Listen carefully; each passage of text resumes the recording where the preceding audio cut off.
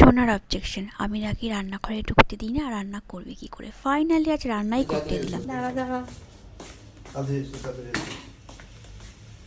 আর try করতে হবে নাকি? মনে হয় না ট্রাই করতে হবে। তুমি এত সুন্দর রান্না করো না, তারপর তুমি আমাকে কেন ডাকছো? কেন কেন না আমি তোমাকে রিকমেন্ড রাখলাম যে ওই ইয়ে দেখার জন্য। কে দেখাচ্ছ? আর ড্রাই হবে কি না কি থাকবে না। না একদম ওকে শোনা, একদম এটা তো আমরা শুধু খাবো না। দাঁড়া দাঁড়া, আরেকটুখানি কিছু করবে নাকি? তুমি গরম মশলা দিয়েছো? গরম মশলা বলবো তুমি যদি সর্ষের তেল দেওয়া যায়, না কেন? কারণ এখানটা লেগে যাচ্ছে। হ্যাঁ ঠিক আছে ঠিক আছে, একদম গরম মশলা দিলে পরে গন্ধ বেরোবে তো। ওকে গরম মশলা, কাঁকড়ায় কি গরম মশলা দেয় না?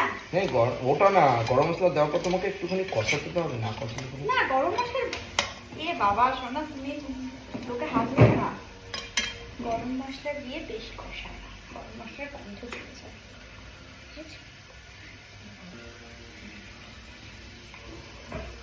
সাথে তো অল্প দেবে, বেশি দেবে না। কি মানুষ না না ওই জন্য না, হয়ে গেল বাস এইটুকুই। আমি এটা খাবো।